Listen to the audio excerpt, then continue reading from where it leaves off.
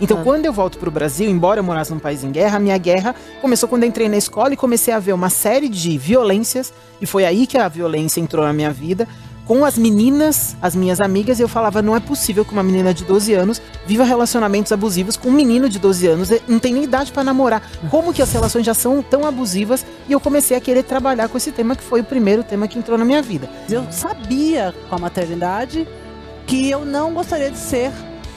não é só que só é muita coisa, né? Mas eu não queria só estar em casa. Eu sabia que eu precisava das duas coisas para ser quem eu sou. Eu tenho certeza que isso tem muito da minha mãe. E eu entendi que é isso, que era o que eu podia, inclusive por ter coragem de ser sincera com a minha naturalidade, talvez a minha pouca potência de voz, eu poderia assim inspirar outras pessoas e outros artistas. Então, quantas vezes eu ouvi das pessoas, olha, eu estava realmente numa situação muito difícil, querendo tirar a própria vida, e essa música me trouxe de volta. E aí eu penso, é por isso que eu faço o que eu faço. A grande questão é o seguinte, a gente está vivendo um processo de evolução cultural dentro das grandes companhias, onde a gente sai de um modelo, que é um modelo que a gente chama de fordista, onde a gente trocava mão de obra por dinheiro, vivendo hoje num modelo que é, para além de dinheiro, a gente quer ser feliz, a gente quer ter equilíbrio entre a vida pessoal e a vida profissional, e a gente quer ter propósito.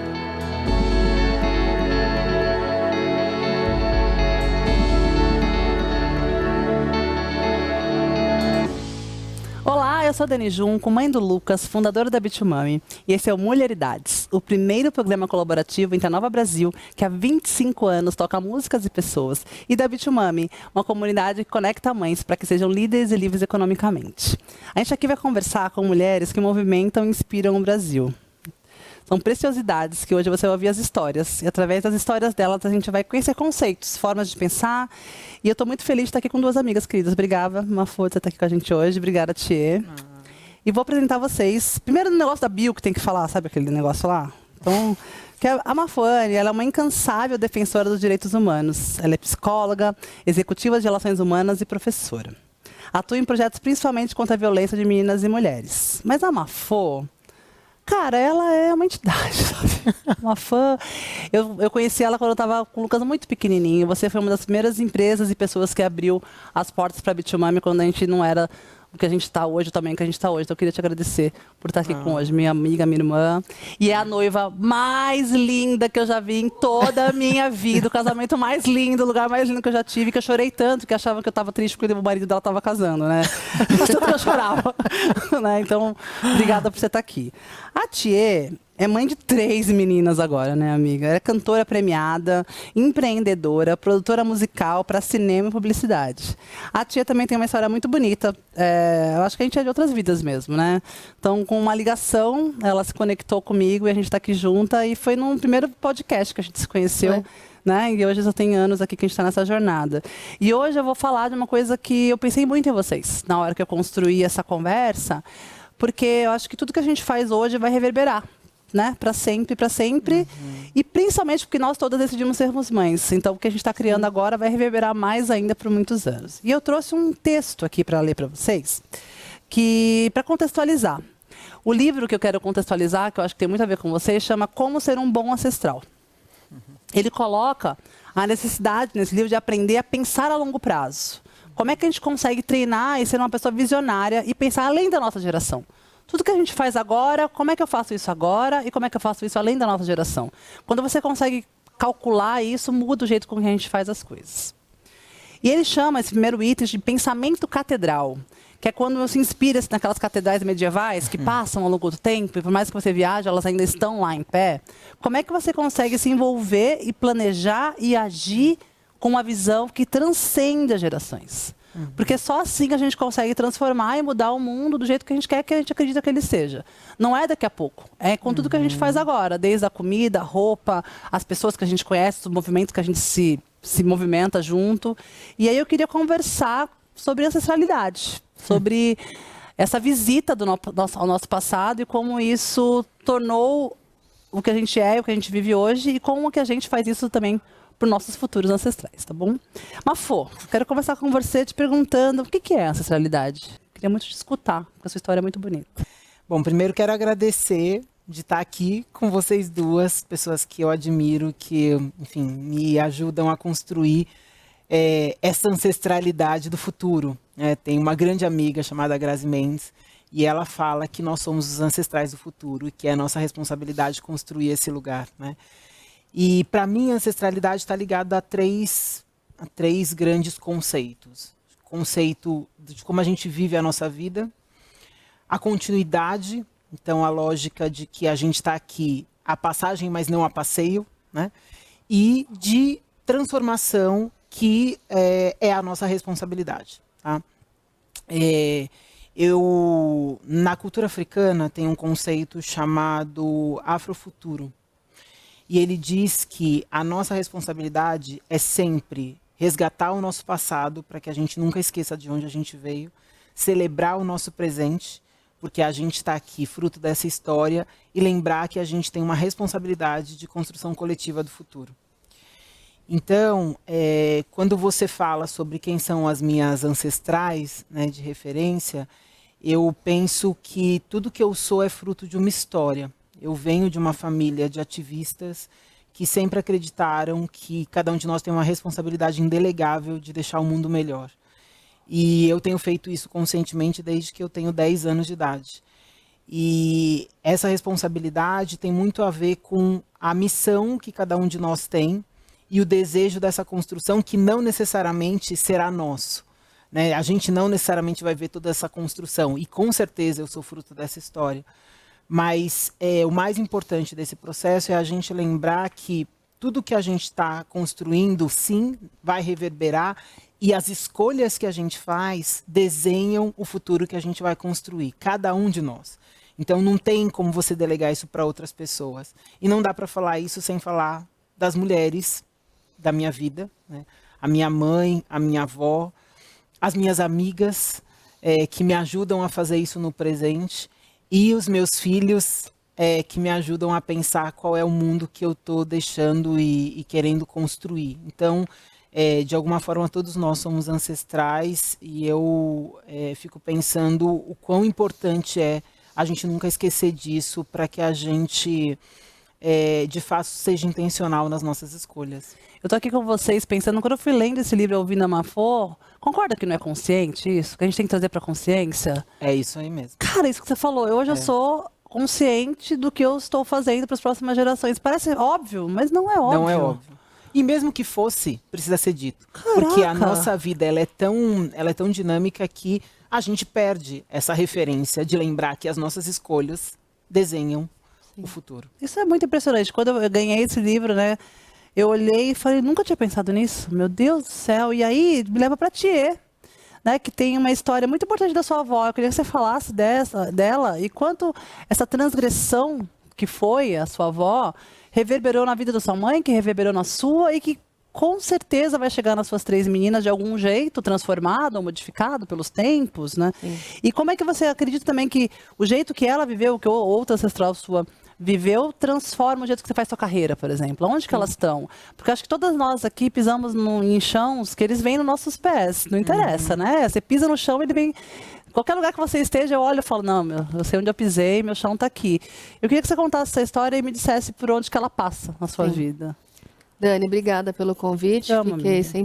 Fico sempre feliz com seus convites, ainda mais do lado da Mafô, que é uma mulher que só no nome já tem mãe. Né? Eu fiquei pensando, o nome tão lindo, né? Ele carrega tantas palavras dentro do seu nome, você já parou para pensar? Depois a gente fala sobre isso, é todo outro programa. Tem mãe, tem fama, tem ame, tem amo, tem várias palavras dentro do seu nome. Eu adoro essa brincadeira, ontem eu fiquei pensando nisso. Mas enfim, é porque tem, você pega a Mafone, você tem várias amigas, não dá para ser normal? Não dá para ser normal. Eu fiquei pensando nisso, a Mafone tem vários nomes do nome dela. E eu adoro nomes, inclusive isso tem muito a ver com a história da minha família, porque começou mesmo, acho que essa transgressão com meu bisavô, que era poeta, que participou da Semana de 22 e resolveu dar um nome para os filhos já diferentes. Então, a irmã da minha avó chamava Ellie, que ele queria que fosse só Ellie, de lealdade e liberdade. Não deixaram, isso em Minas, né? Ele tinha tuberculose, foi morar em Minas, então ela ficou H-E-L-L-E. Depois a minha avó Vida, depois teve a Poema, Ritmo e Homem. Então, esses eram os irmãos. E esse bisavô faleceu muito cedo de tuberculose. E aí foi a minha bisavó que veio com essa galera para São Paulo e por fome e necessidade colocou todo mundo para trabalhar na rádio. Então a arte entrou na vida da família por necessidade, não por talento, não por, como eles cantam bem, não, vamos trabalhar, o que eu posso fazer com essas crianças? Então ela pôs todas as crianças na rádio para cantar e conseguir ajudar na renda, assim. Então eles entraram na Rádio Tupi, na TV Tupi, por aí. Então é muito forte essa história e realmente tudo que depois a minha avó, com esse pai que ela teve, que ela conviveu muito pouco, mas que ela aprendeu, né? Essa transgressão mesmo, dela lutar pelas coisas e falar, não, é fora da minha época, mas eu vou. Então ela tem histórias lindas, assim como ela foi. Tinha ela e mais uma outra estudante só fazendo direito na São Francisco, e ela fazia, mesmo que falavam para ela, não precisa estudar, atriz não precisa estudar. Ela não, ela se formou em direito e ela fazia as coisas, e era sempre muito pioneira, assim. A minha madrinha também, a Ellie, irmã da Vida. Ai, amiga, não tem como não rir, seu bisavô dos é nomes. Era Ellie mesmo? Mas aí ficou H-E-L-L-E, né? Bem. Mas a Ellie também foi dos Diários Associados, jornalistas, foi a primeira brasileira, junto com o fotógrafo que encontrou o corpo do Che Guevara. Então deu esse furo para o Brasil, fez outras coisas muito marcantes, assim, inclusive a melhoria da terceira idade lá em Santos. Ela foi morar em Santos, ela e o Ritmo moravam em Santos. Ela sempre foi. Eu sabia que a gente era ancestral. Era em Santos. Sempre essa coisa de fazer e de faz. Você tem essa ideia, faz. E acho que a minha avó trouxe essa coisa da arte, a arte ela é eterna, né? Quando você faz de coração e emociona os outros, isso fica na vida de cada um. E a música, o cinema, a televisão, o teatro, né? Isso vai marcando e isso realmente é eterno mesmo. Então, sempre o que minha avó me marcou foi que ela falava, porque vai fazer arte, mas o que você sente? Qual emoção você sente? O que você está passando para os outros? Qual que é o legado disso? Então, eu realmente quase que fui forçada, porque teve um momento meu que eu não queria, porque eu era muito insegura, tinha muitas questões, mas eu entendi que realmente era onde eu podia deixar e emocionar os outros, e com a emoção a gente também educa, a gente troca. Então, eu trouxe o meu jeito mais puro de fazer arte, que foi muito sincero, inclusive quando eu comecei, muita gente criticou e falou, ela não canta, não toca, parece estar sussurrando, é um negócio assim. Mas era o que eu tinha de mais sensível, assim. E eu entendi que é isso, que era o que eu podia, inclusive por ter coragem de ser sincera com a minha naturalidade, talvez a minha pouca potência de voz, eu poderia assim inspirar outras pessoas e outros artistas. E com as minhas histórias. Então eu sempre abri muito as minhas histórias. Abri minha história do vitiligo que foi ligado a um abuso e falar isso abertamente. Abri as histórias nas letras. As letras são muito sinceras. Então, quantas vezes eu ouvi das pessoas, olha, eu estava realmente numa situação muito difícil, querendo tirar a própria vida, e essa música me trouxe de volta. E aí eu penso, é por isso que eu faço o que eu faço. Porque eu vou tendo essa troca, e isso que me fortalece, porque a fama, o sucesso, é tudo tão relativo, e sucesso, a gente sempre pensa, sucesso para quem, aonde, depende do ponto de referência, e a arte em si, né, hoje em dia ela é tão rápida, né? E o que é arte? A gente fica... Mas essa coisa de você entrar na vida do outro e mexer um pedacinho, eu acho que já vale todo um trabalho. Assim. Você me deu um gancho que eu acho que tem a ver com essa próxima fase que a gente vai agora de falar de ancestralidade. E eu acredito que os referenciais de sucesso, eles vão mudando ao longo do tempo. Sim. Né? Você tem essa percepção de o que era sucesso não é muito mais do que é sucesso agora? Hoje as carreiras, muitas vezes eu vejo as crianças falando... O que você quer ser? Agora não mais, mas menores. O que você quer ser? Eu quero ser youtuber. Eu quero ser influencer. Você fala, influencer do quê? Tem que ter alguma coisa para influenciar. Não dá para ser só influencer. Até dá, né, amiga? Não. Até dá, né? Mas, cara, esse referencial de sucesso que eu acho que tem muito a ver. Quando a gente olha para nossa... Eu quero que vocês façam um exercício agora de olhar para a mãe de vocês. E a gente olha a nossa mãe como uma pessoa de sucesso. A gente olha essa mãe e fala, nossa mãe. Pelo menos eu, assim, né? Pode ser... Tenho referenciais diferentes.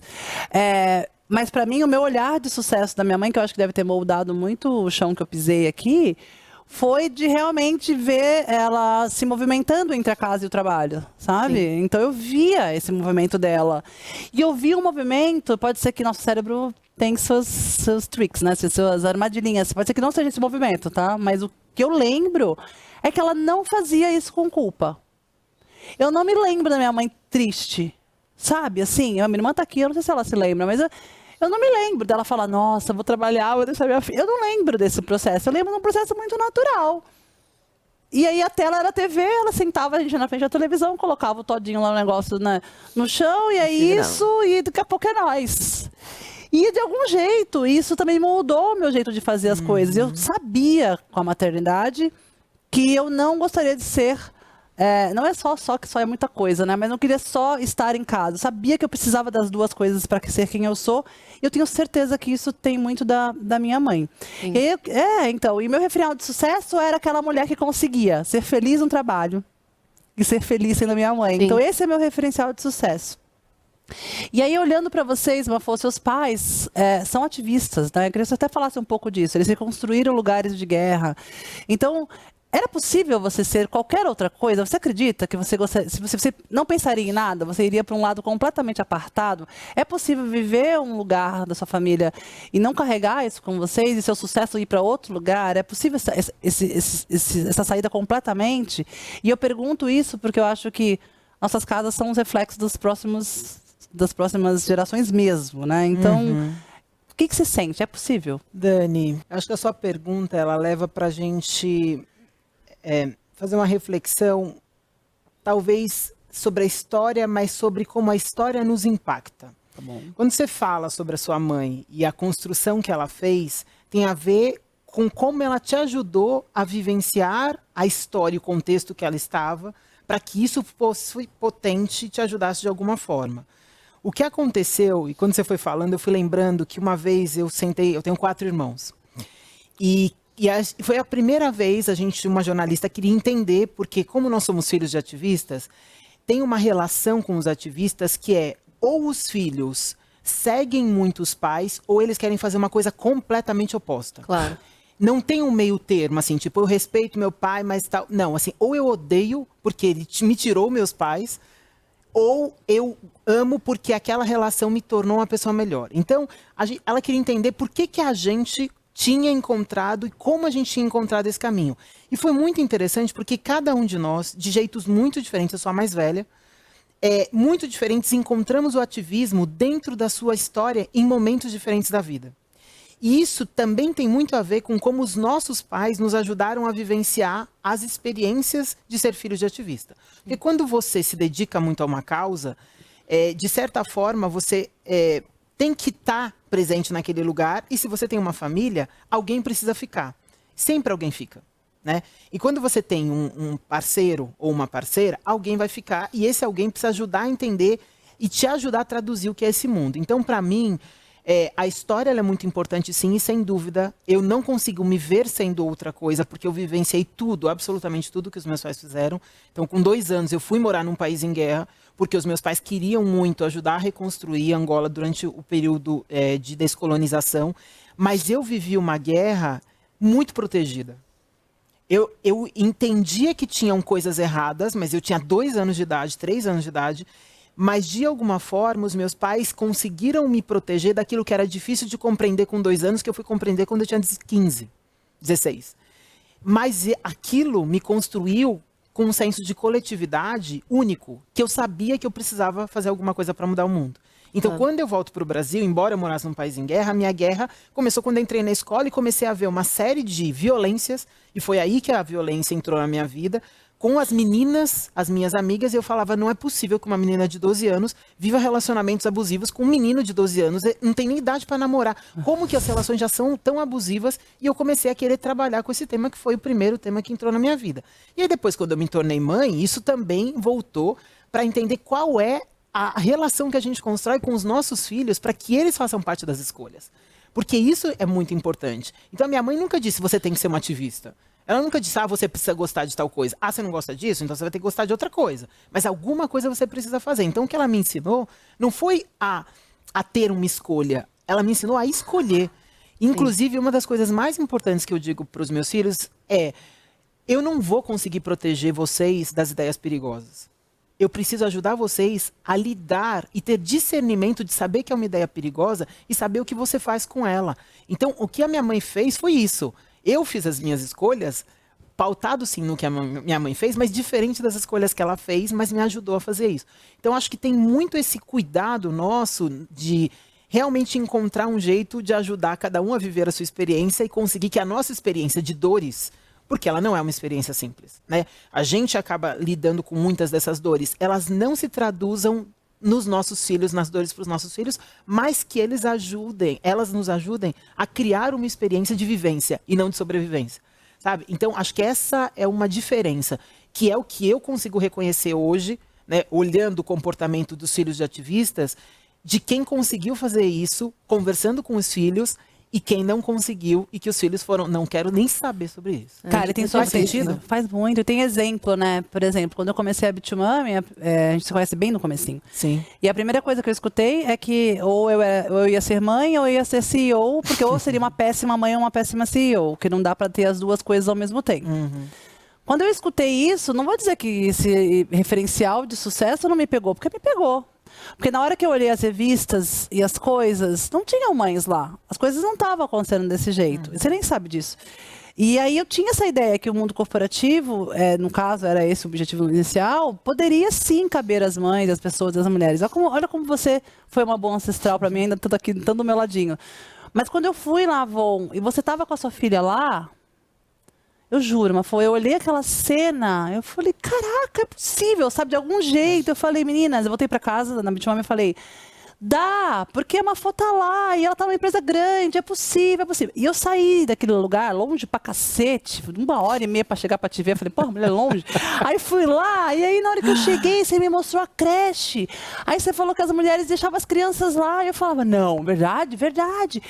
E aí eu falava, cara, dá. E aí eu vim imbuída desse dá. Sabe? Então, eu acho que vocês estão aqui na plateia comigo. Vocês têm esses referenciais, vocês percebem essas pessoas de maneira consciente mesmo? Porque a gente se perde, né? A gente olha, a gente fala, dá.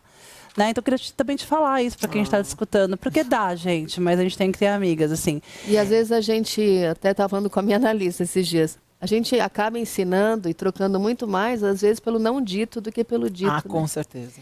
Então, às vezes, mesmo que a gente fique tentando falar e controlar o que vai acontecer, é na atitude do dia a dia que a gente tem essa troca. Então, foi você indo lá, vendo, né, a Mafô realmente, às vezes não foi nem uma coisa que ela te falou, foi você vendo uma situação. Então, com os filhos também é a mesma coisa, né? A gente vai ensinar muito mais pelo jeito que a gente leva a vida. Nossa, muito especial. E isso é muito difícil ao mesmo tempo, porque você falou que sua mãe não tinha culpa. Eu acho que culpa é uma coisa que vem na minha família, que eu também aprendi assim. E eu também fico pensando, eu estou ensinando o quê para ela? Estou ensinando culpa. E ao mesmo tempo eu penso, não, estou ensinando... Eu vou fazendo, eu faço as coisas. Eu tenho esse... de ter clareza, de conversar, de muitas vezes fico triste, muitas vezes fico feliz, de ter esse impulso. Aprendi com a minha mãe, por exemplo... Tem um problema, vamos resolver. A gente vai resolver. E eu não lembro dela me dando um discurso sobre resolver. Eu me lembro dela resolvendo comigo. Vamos ver. Então é isso. Então, no fundo, a gente... É o dia a dia, né? E aí, não só com os filhos, mas é isso. Quantas vezes você não me ensinou numa conversa no elevador e não na conversa principal, né? Num detalhe, assim, pequeno. E a gente vai fazendo essa influência, essa onda que vai pegando todo mundo, né? Cara, é muito poderoso isso, porque realmente, na verdade, nem foi ela estar lá. Nossa, tchê, você pegou. Foi uma moça, ela estava falando no painel, e uma moça que estava sentada levantou e pegou água para sua filha, sabe, para a máquina assim. E aí a moça não sabia quem ela colocou água na criança, e a criança bebeu a água. Eu falei, é possível, mas eu fiquei louca esse dia. Eu falei, tem uma pessoa pegando água para a filha do outro. Não era óbvio a aldeia, gente. Não era óbvio a comunidade. Não era óbvio que ela estava trabalhando e alguém lá da plateia pegou um copo de água que percebeu que a Maquina estava com sede. Nem foi você que falou. Pega água para minha filha. Não, a mulher levantou, pegou água, deu de beber para sua filha. E aí eu acho que esse é o segundo convite que eu vou... Assim, a gente precisa mesmo trazer mais consciência de que é possível. E Tchê, assim, eu acho que eu queria trazer para esse lugar, que é um lugar muito caro, assim, para mim, que é a vulnerabilidade. Sim. O sucesso parece que não cabe essas duas coisas. Precisamos ter mais energia masculina no trabalho. Não teve uns dias um negócio desse aí com alguém? Não lembro. Tem direto, né? Sei, faço ideia. Quem que é? Quem seja, não sei quem é. E aí, eu nem sei o que significa isso, você joga uma coisa de lama, luta no MMA, eu não entendi bem o que ele estava querendo. Mas eu acho que nesse momento, o autor do livro traz um outro movimento, assim, que ele começa a questionar o presenteísmo. Ele fala, como é que transcende o presente? Porque se a gente ficar no presente agora, ouvindo as notícias como essa, 5 pessoas que mandam no mundo se juntaram, aí você fala... Tá, e agora? Tipo assim, todas as ferramentas que a gente usa para se comunicar, para se ver, para estar, para colocar nossos dados são dessas 5 pessoas. Se a gente também só olhar para o presenteísmo e não transcender ele, cara, o que a gente vai fazer, né? E você numa conversa, Tchê, foi muito vulnerável, você não me conhecia, você chorou comigo no almoço, você molhou minha comida, a Thaís, molhou todo mundo, não parava de chorar. Mas eu perguntei antes, posso chorar enquanto vocês Ela almoçam? me ligou e falou, eu vou chorar, posso você Thaís chorar? Posso chorar enquanto vocês almoçam, molhar o prato de vocês? Porque eu realmente choro, assim, com lágrimas de anime. É um negócio que não dá pra controlar. Elas, não, fica à vontade, elas almoçando e eu chorando no prato. Ela chorou, não falou nada, só chorou e a gente continuou comendo a nossa comida lá e ela chorando e a gente lá. Não, chorei e falei. Vai. Chorou, mas chorou bem, tadinho. Eu adorei, palavras. incrível, assim, mas assim, aquilo foi muito poderoso, porque a gente não se conhecia, né, mesmo, assim. Sim.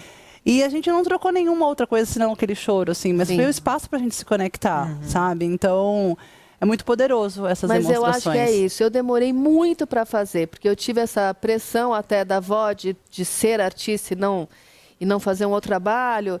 E eu tinha muitas questões. Tive um pai que foi embora antes de eu nascer, então eu ficava lidando com esse abandono. E também mulheres muito fortes, uma geração de mulheres na família que nem se falava sobre feminismo, mas também tinha uma dureza ao mesmo tempo, que elas tinham que resolver tudo e fazer tudo. Então eu acho que eu fui demorando tanto e eu realmente sentindo essa necessidade da arte, mas demorando, que quando eu fiz, foi tão sincero e trazia todos os meus problemas e os meus defeitos e quem eu era. É um disco que tinha momentos tristes, mas tinha realmente essa sinceridade. Então, em nenhum momento eu consegui esconder, tanto que eu não conseguia. A artista que eu sou, a pessoa que eu sou, eu vou no show, às vezes eu estou com dor de barriga, eu falo, gente, estou com dor de barriga. Ou estou triste porque aconteceu isso, ou hoje eu esqueci não sei o que lá. Então, eu acabo trazendo mesmo a verdade, assim, o real, e é o jeito que eu aprendi a ser. É difícil hoje em dia na internet, porque também às vezes você faz um vídeo se lamentando, né? Também é. E a gente pensa, putz, ninguém se lamenta, mas também você fica vendo todos aqueles Instagrams e fala, não, tá todo mundo tão melhor e mais rico e mais saudável, né? Então tem muitas questões. Então é importante trazer a sinceridade também, mas a minha sinceridade ela veio antes da internet, ela veio no disco. E foi o único jeito que eu consegui de sair e de talvez tocar as outras pessoas. Porque se eu fingisse, fizesse um disco perfeito, me sentindo imperfeita, talvez ele não fosse para lugar nenhum. Cara, muito gostoso. Eu acho que eu peguei as pessoas exatamente por ter coragem de entregar o que eu tinha e de abrir meu coração, de certa Eu queria maneira. ouvir uma voz da plateia, assim, cara, vocês têm medo ainda de ser vulneráveis, assim? Dá para abrir a vulnerabilidade no trabalho? O que vocês acham? Quem quer dividir? Alguém quer dividir? Vai lá, Mari. Eu sou suspeita, porque no meu trabalho atual, obviamente dá, mas eu acho que ainda falta muito espaço. Acho que tem muita fala e pouca ação. Então, todo mundo teve todo esse movimento, ou o que quer que seja, mas na hora de se mostrar mesmo, ainda existe muito julgamento, ainda existe muita fala mesmo que seja velada e tal. Não vai aguentar o rojão essa, não. É. Tem essa frase assim? Tipo, não vai aguentar. Eu ouvi isso, eu passei por isso nas empresas que eu trabalhei, então, né, não à toa estou aqui para que outras não passem, mas não faz tanto tempo assim, então acho que ainda tem bastante caminho aí para seguir. Tem mais alguém, gente, que tem esse lugar da vulnerabilidade ainda? Eu já estou na potência aqui, eu já falo o que eu estou sentindo, mas eu estou na minha empresa, né? Então, tem mais alguém que tem essa coisa que quer dividir? Então, eu vou trazer um outro pedaço aqui, que é sobre essa coisa do presenteísmo, e ele critica. Atenção plena, também tem um lado que fala, atenção plena, presta atenção agora, a vida é uma vida de um dia de cada vez. E aí ele vai no contramão, criticando esse presenteísmo. E ele sugere práticas que nos ajudam a nos conectar com o passado e com o futuro ao mesmo tempo. Isso pode incluir a valorização da sabedoria, né, ancestral, e a reflexão sobre o que você quer deixar para o futuro em relação às nossas escolhas. É difícil, concorda? Porque você tem que falar, cara, eu vou tomar decisões na minha profissão agora que podem deixar algo no mundo. Então, por exemplo, no nosso caso aqui, a gente tem que hackear o sistema também. Porque se eu for vender impacto social, ajudar as mães, deixá-la com equilíbrio emocional, se eu for vender isso, ninguém vai comprar. Então, eu também dou uma hackeadinha no sistema, né? Como é que a gente pensa no futuro, age nele, no presente, e também consegue colocar no futuro. Mas, hoje o mundo está falando de AI. Você passou por grandes companhias, né? Como a Avon, recentemente agora na Zamp, né? Que tem a Burger King, uma série de outras marcas. Hoje a gente fala de robô, velocidade, vamos para cima, vamos para frente, um mundo mais ansioso. Né? Aquela coisa, vamos rápido, o chat GPT responde rápido, não sei o que lá é rápido, e ninguém tem paciência, não é? 5 segundos. Eu tenho pavor de botar 2 vezes lá um negócio no WhatsApp, todo mundo celebrou que agora tinha 2 vezes o negócio no WhatsApp. E essa velocidade, né? Como é que tudo muito líquido, né? O que é importante já não importa de manhã, já não importa mais à tarde, então você constrói um conteúdo que depois à tarde não está mais valendo, aí a gente tem uma idade que também no mercado de trabalho fala, nossa, mas não sei, né, essa pessoa, mas o que ela vai trazer de novo? Ela sabe o quê, sobre o quê? Eu queria te escutar como executiva agora, né, como CHRO de grandes companhias, como você vê isso em relação ao futuro, né? O que está se construindo agora? Qual a próxima onda, Mafê? A Mafê falou de mim, beijo, Mafê. Mafê, qual a próxima onda, assim? O que você está vendo nessas empresas gigantes que você hoje é executivo? Vamos lá. Eu acho que a grande... antes da Zamp, eu estava na Meta, que traz uma reflexão importante. Assim, eu acho que a gente precisa entender que a tecnologia, assim como qualquer grande evolução, ela traz desafios. Qual é a grande questão da tecnologia? É que ela é muito mais rápida do que o nosso cérebro tem a capacidade de processar as informações. Então, o grande problema dessa onda que a gente está vivendo é que a gente vai precisar cada vez mais não se desconectar do humano. A tecnologia não vem para substituir o humano, ela vem para construir essa ponte de uma forma mais significativa. Só que a gente ainda não aprendeu a fazer isso. Então, a gente ainda está muito refém das tecnologias, fazendo com que elas, e a impressão que a gente tem é de que as tecnologias elas estão ditando como é que a gente está fazendo. E, de fato, elas estão interferindo desse lugar. Então, hoje, por exemplo, nós que temos filhos pequenos, eu vejo as escolas revendo a presença do celular dentro de sala de aula, é uma tentativa de encontrar um equilíbrio. É o melhor jeito você proibir? Pode ser que sim, pode ser que não. Tem gente que acha que sim, tem gente... Mas a grande questão é a seguinte, não sabemos lidar com os estudos, as brincadeiras e o celular. Então você tem uma competição que é desleal porque ela é realmente muito sedutora. E ela é muito importante. A gente está aqui por causa da tecnologia, então não dá para brigar com ela.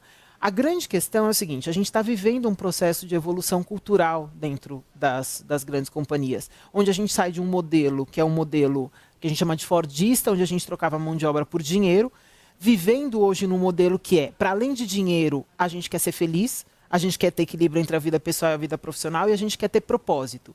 E a gente vai para um mundo onde a gente, além de viver tudo isso, a gente quer estar em lugares que promovem transformações positivas, que a gente tem voz e o que traz essa voz é a tecnologia. O que traz a possibilidade da gente reverberar 8 bilhões de vozes é a tecnologia. A grande questão é como é que a gente aprende a construir melhores pontes. E aí é que vem o pensamento crítico e aí é que vem as habilidades humanas. Porque tem uma discussão que a gente faz pouco, por exemplo, o que conecta o passado com o futuro? A sua capacidade de aprender a lidar com aquilo que você não sabe. Nós não estamos acostumados a fazer isso. Então, a gente vive a partir da história que a gente viveu e a gente acha que o que a gente vai construir para o futuro está baseado na história. E o Adam Grant, ele tem um livro que chama Pense de Novo e ele fala que se conhecimento é poder, saber o que você não sabe é sabedoria. O que isso quer dizer? O que você aprendeu te trouxe até aqui. Então, lembre, celebre isso tudo que você tem, olhe para isso, mas o que vai te levar para o futuro é a sua capacidade de imaginar o que pode ser. Então, com essa fluidez que você trouxe, parece que está tudo muito previsível. Ah, então a gente já sabe que a gente vai ser dominado pelos robôs, a gente já sabe que a gente não vai... Não tem um ponto A e um ponto B, né? Exato, a gente não sabe, não é sobre saber. É sobre você conseguir identificar como você vai lidar com o não saber. Porque isso pode te trazer para um lugar de muita ansiedade. E não é essa a lógica. Então, a lógica de você aprender a gerenciar Por isso que a ambidestria é uma competência muito importante. Fala um pouco de ambidestria, que eu acho que é um conceito... O que é ambidestria? É a sua capacidade de entender o que no presente eu preciso fazer para responder ao que ele me obriga. Então, quando você está no varejo, por exemplo, não tem como você não ser imediatista. Porque a lógica é, eu preciso fazer as coisas funcionarem naquele momento. As tecnologias, elas pensam daqui a 15 anos. Então, tudo que eu estou fazendo agora é para transformação daqui a 15 anos. Então, a minha ação presente, ela pode ser, inclusive, oposta à construção do que eu estou fazendo no futuro. Então, quando você projeta a longo prazo, você precisa separar essas duas coisas. É como se você identificasse que, para o futuro acontecer, eu preciso viver o presente, por isso que você precisa estar muito consciente do contexto que você está, mas, ao mesmo tempo, você tem que lembrar que as coisas vão se transformar tanto até chegar lá, que tudo que você aprendeu vai te ajudar a vivenciar melhor isso. As pessoas e as empresas que melhor fizeram isso na pandemia foram aquelas que conseguiram sair mais rápido dessa inércia. Porque você vem... Não, isso aqui vai passar.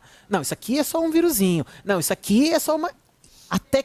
Você não presta atenção e se organiza, E fala, beleza, o que eu preciso, o que eu tenho, o que eu não tenho, quem que vai me ajudar a fazer isso aqui que eu não tenho, para que eu consiga sair do outro lado melhor. É basicamente isso. Cara, é conseguir muito identificar perfeito. aquilo que eu não sei, para conseguir vivenciar outras coisas. Eu vou tocando com a tia agora, mas alguém quer uma pergunta nessa parte?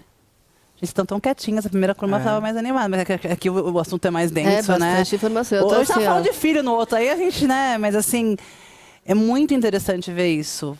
Eu sou muito ambidestria, como é o nome disso aí, gostei disso aí. Eu sou isso aí. É ambidestra. Porque... Isso, e todo mundo deveria ser. E você é mesmo. E meu time mesmo. também é, porque no dia que derrolou o negócio lá da pandemia e fecharam a casa, nunca mais vai ter ninguém em casa, vamos fazer o Hotmart, botar os cursos lá. E eu lembro de não é isso. A próxima onda vai ser todo mundo querendo se beijar, abraçar e ficar colado num lugar, deixa essa casa... Vamos procurar dinheiro de algum lugar, sustentar, porque na hora que passar essa pandemia, porque ela vai passar, essa casa vai ficar tão cheia. E nós vamos abrir outra, e nós vamos abrir outra, nós vamos abrir outra. Porque eu tenho certeza que na hora que isso mudar, não vai, Dani. As pessoas agora vão super se acostumar com o link, não vão. Não vão. Elas vão querer beijar na boca, sair, se amassar, conhecer gente, beber vinho. Um amiguinho também brincar com outro amiguinho. E aí eu não sabia o que eu estava falando. Eu tava... Mas o sentimento também, ai, Dani, você tá falando desse jeito pro povo acreditar pra ser, né? Não, mas eu acreditava mesmo, assim, né? Então, mas é perigoso, porque eu peguei todo o caixa da empresa e acreditei no futuro daqui a 2 anos. Porque tem isso, né, amiga? E aí eu também quero usar a mesma coisa, agora eu quero que a gente converse. Tchê, você tá num lugar que é a música que se transformou, o mercado audiovisual e, sim... Loucura, né? Esses dias estava lá assistindo TikTok e à noite estava tocando, todo mundo cortando o cabelo por causa com a sua música. Virou uma trend a sua música. E a mamãe, o meu Lucas falou, mamãe, olha a tia aqui com a trend no TikTok. E aí, de repente, a música tá lá, daqui a pouco eles cortam um pedaço e viram... E a música estoura de novo. E aí, ao mesmo tempo, você faz uma coisa mais intimista, né? Olhando ali pro seu projeto, que provavelmente não vai virar uma trend do TikTok, provavelmente também não vai... acorda, Pedrinha, fizeram só essa, cortaram no TikTok, foram no Faustão, voltaram, é curto, é rápido. Eu queria te ouvir como artista também, nesse lugar da tecnologia, que hoje tem as tecnologias que fazem música via IA. Você usa desses recursos, eles te atravessam, você não? Como é que a tecnologia entra no seu mercado, né? Estava aqui aprendendo, né, com a Mafra. Eu também fico assim. E é isso, a gente não tem como lutar contra a tecnologia, né? Não dá para negar. A gente tem que entender como fazer. E na música a mesma coisa. Tá um bafafá, né? As gravadoras, as editoras, as associações. Assim, tem situações diversas. Outro dia eu vi a Sam Van Sant falando, eu não me incomodo com a inteligência artificial porque, de certa maneira, a gente já usa há muito tempo. Os plugins, as coisas de produção já vem ao tempo, não é que do nada também apareceu. Ela falou, eu me incomodo com artistas que soam igual à inteligência artificial. Não com a inteligência artificial, mas artistas que parecem robôs, né? Uau, então, que contra-intuitivo. e é super interessante. E é isso. A minha música é super íntima e talvez é isso. O que vai diferenciar é a pessoa conseguir fazer o ao vivo, porque o ao vivo não vai deixar de acontecer. Então, por mais que você faça um disco inteiro na inteligência artificial, se você não conseguir fazer ao vivo, não vai ter adiantado nada.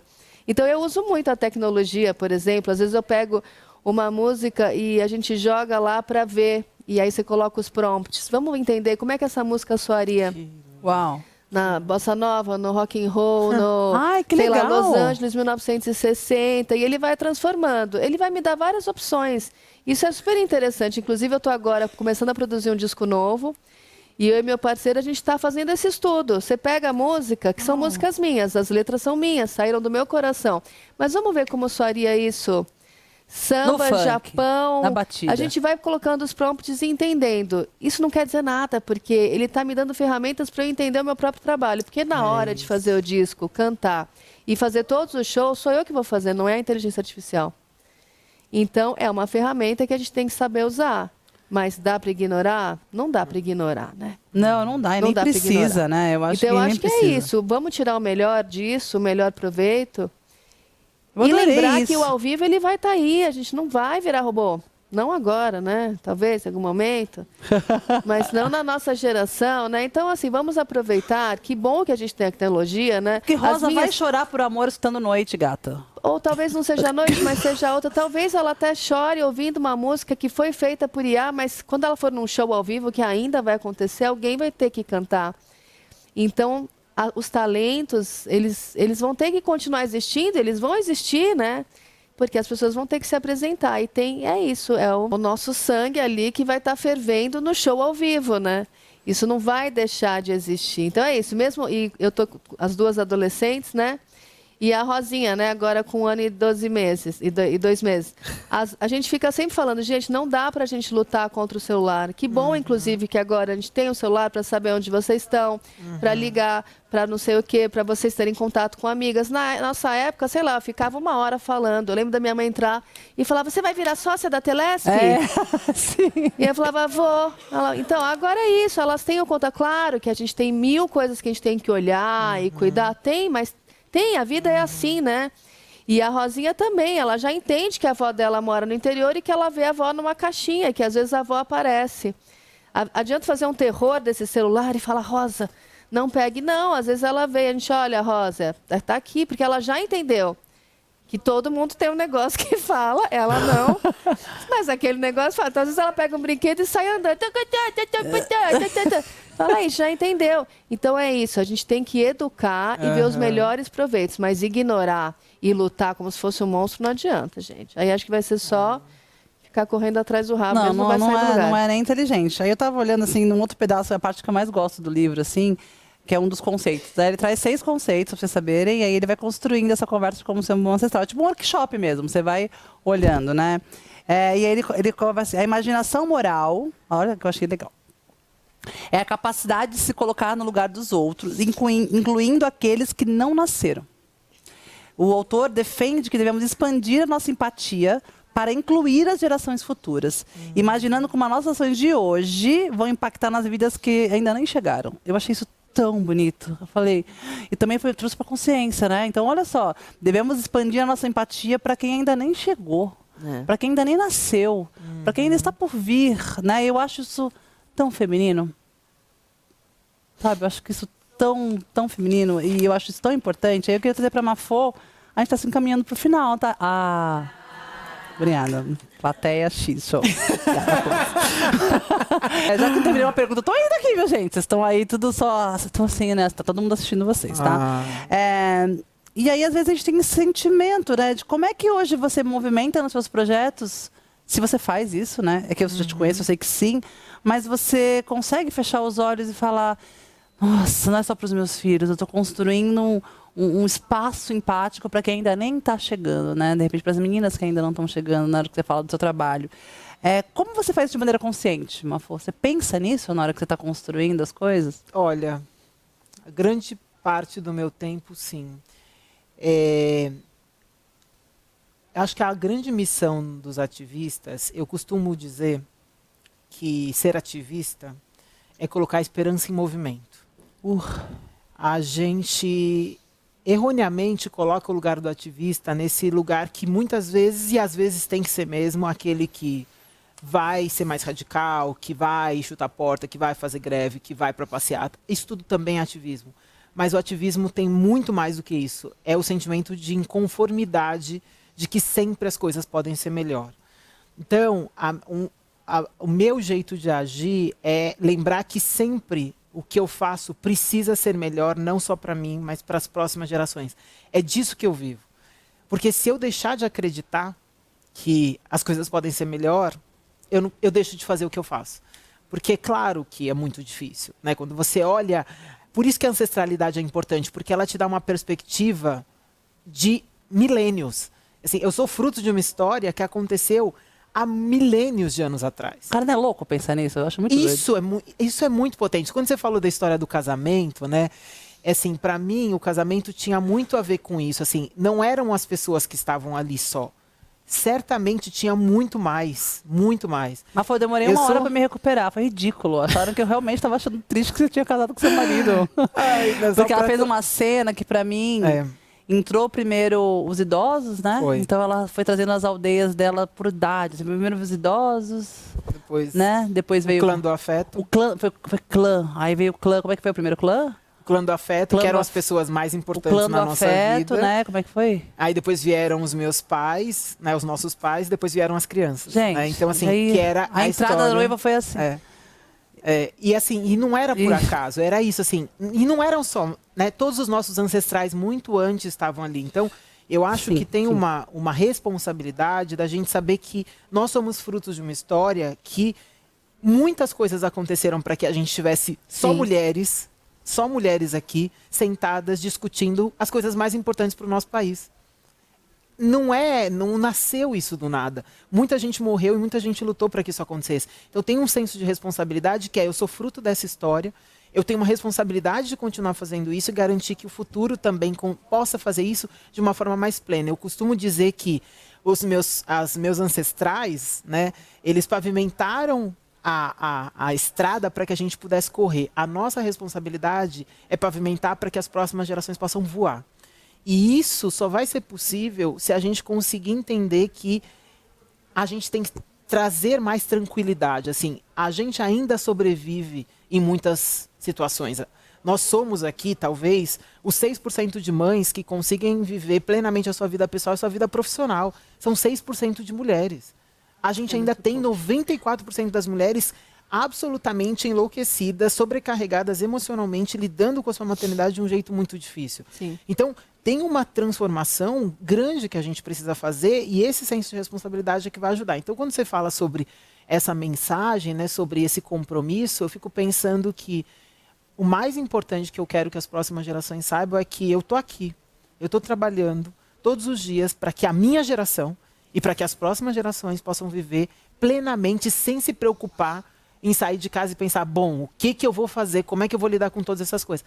Você pode só viver, só vai viver os seus sonhos. Eu fiquei emocionada com uma frase que você falou, que essa sala está discutindo as melhores coisas para esse país. Cara, porque às vezes parece que no soft, né, na conversa, a gente não está falando sobre coisas poderosas, porque aqui a gente não está com uma planilha de Excel aqui atrás, fazendo as últimas... que eles são relevantes também, mas eu também acredito, sabia? Que esses movimentos parecem tão pequenos, isso aqui é uma sala. E aí eu acho que isso reverbera de um jeito muito maior. E aí fiquei emocionada de saber que a gente conseguiu construir esse espaço de discutir isso e que essas máquinas e a tecnologia vão conseguir deixar isso aí para a próxima geração. Então eu quero chegar aí no final da nossa conversa de hoje, agradecendo a Mafoitie pela presença, amiga. Não tem nada mais poderoso do que entregar tempo para essas mulheres. E obrigado por você existir, celebro a sua existência, da sua família, que tudo de bom acontecendo na sua vida. E vou terminar com você também. Eu acho que a música é uma tecnologia ancestral, né? Que fica aí, que fica. Quantas vezes a gente não visita a música para se curar? A música me cura, né? Ela me provoca, ela me cura. E aí a Tia é uma artista brasileira, mãe, que está celebrando aí as batalhas da vida no meio dessa tecnologia inteira e gerando novos frutos, novos filhos, novas filhas e novas músicas. Então eu quero terminar agradecendo vocês pela plateia também de hoje, o tempo de vocês, a energia de vocês que eu senti daqui e falar que a mulheridade é esse espaço que a gente vai estar trazendo e reverberando vozes e ampliando o que já existe, já são maravilhosas.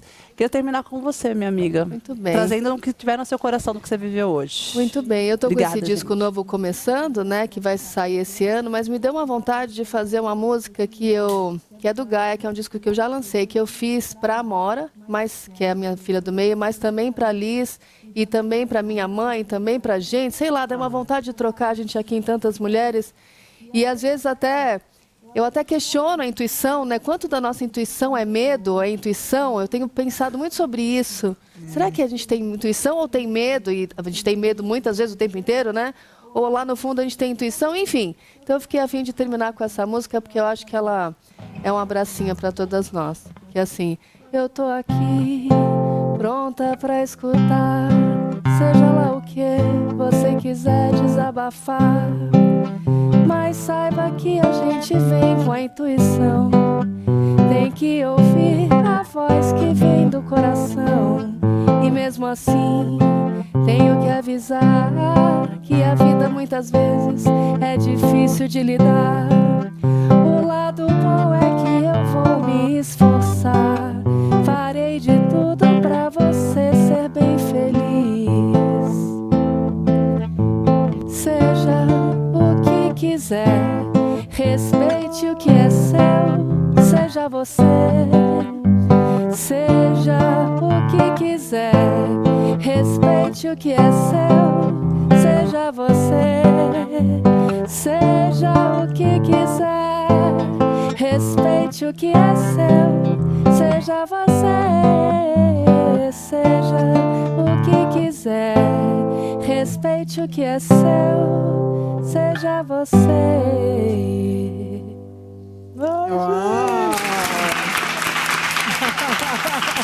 Obrigada, gente.